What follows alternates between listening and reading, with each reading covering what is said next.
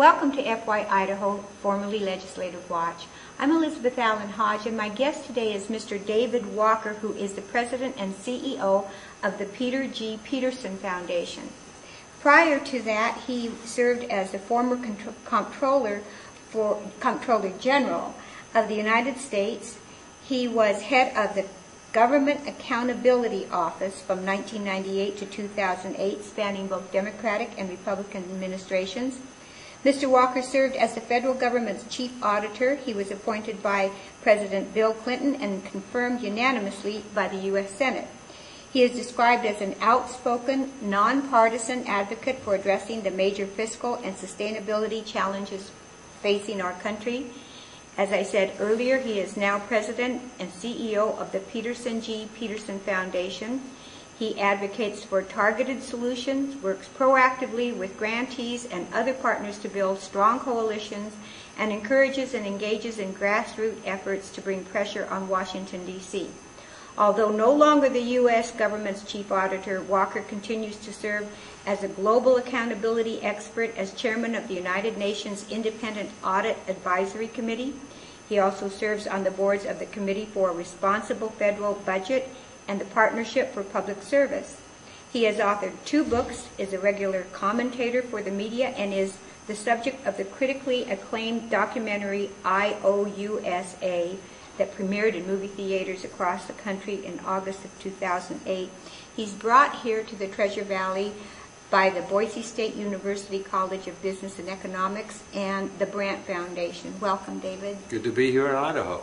Wow, you have an impressive background. You served under even President Reagan as well as both Bushes? Well, I've been fortunate. I received a presidential appointment from Ronald Reagan, from George Herbert Walker Bush, and from Bill Clinton. So 3 presidents, and unanimously confirmed each time. Okay. Well, let's get right to it. You were there when you started seeing the United States coming to what I would consider an insurmountable national debt.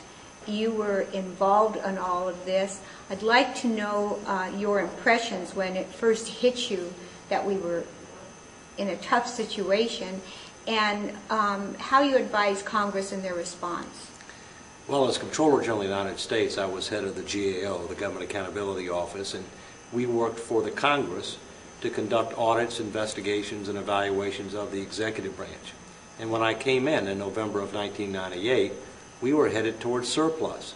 And in fact, for the first time in over 40 years, the United States had an operating surplus in 2000, meaning without considering the Social Security surplus. First time, and we actually paid down debt in 2000. When I got concerned was after the statutory budget controls that had been in place in the 1990s expired at the end of fiscal 2002, September 30, 2002. They were not renewed. There was no attempt to renew them. Those controls had provided discipline in Washington. It had discretionary spending caps, pay-as-you-go rules, and it prevented people from doing foolish things. And it also gave them a reason to say no. That combined with President Bush's calling for an expansion of entitlement programs in the form of Medicare Part D, prescription drugs, is why I spoke out in September of 2003. And frankly, things have been out of control ever since then.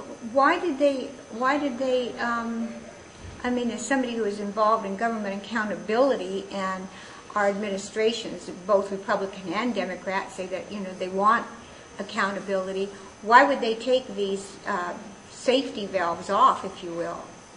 Well, we've gone from large and growing deficits to large and growing surpluses, and people didn't think that they were needed anymore. But meaning people, members of Congress. I see. And when I ended up testifying in Congress in February of 2001, the subject was, what are we going to do with all these surpluses? And it was burning a hole in everybody's pocket. And I reminded them, not ours, that most of these were projected surpluses, that they may or may not happen. And that furthermore, even if the surpluses for the next 10 years happen, we knew that because of known demographic trends and rising health care costs, we faced structural deficits in the out years that we had not come to grips with yet. So I gave them a number of advice and counsel about what they should do and what they shouldn't do. But as you know, when you're an advisor, they can either take your advice or not take it. I've got to ask you, Government Accountability Office, there are people who would consider that an oxymoron. You know, you strongly advise Congress, and Congress says, oh, but we've got all this money, we've got to spend it. You know, we can't give it back to the people, we can't lower taxes, we've got to spend it. Well, actually, they did want to give a lot of it back to the people. And you know, they wanted to give a lot of it back to the people, and then others wanted to spend it. And basically what I told them was, look, these are projected surpluses. The most prudent and least risk thing that you could do is to pay down debt. Mm-hmm. Because if you pay down debt, you know you've done something positive, and you're providing more flexibility for the future.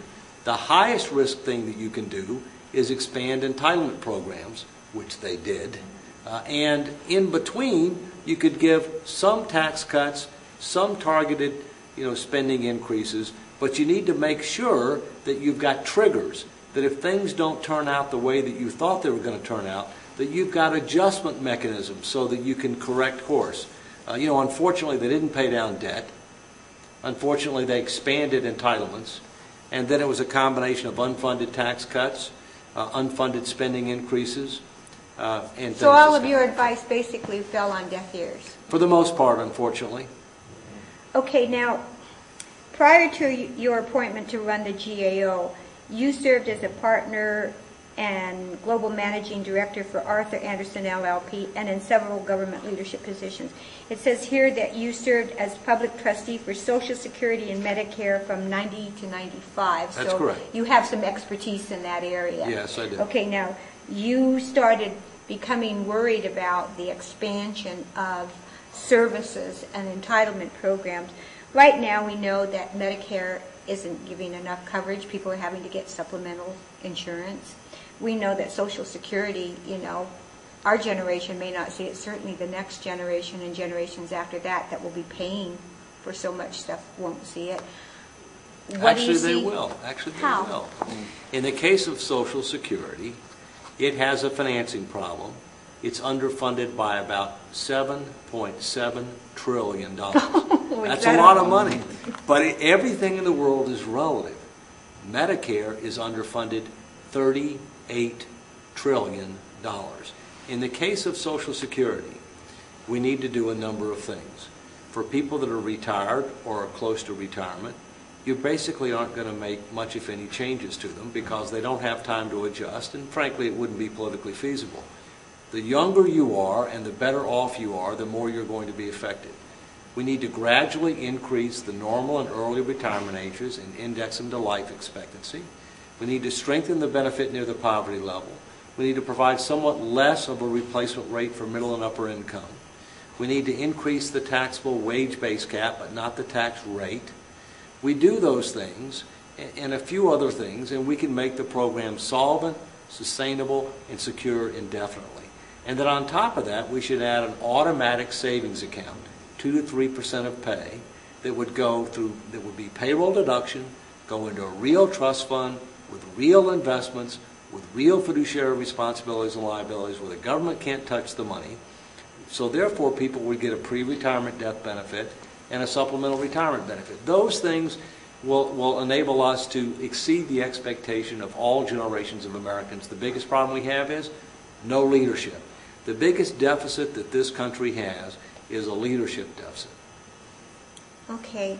Well, we've got to take a break, but when we come back, I'm going to ask you about what you were talking about. It sounded like a mandatory savings account. Automatic savings. That's okay, right. And you're saying the government's going to keep their hands out of it. Absolutely. I want you to prove that to me when we come back. Okay, that's fine. I'm Elizabeth Allan Hodge. The program is FYIDAHO.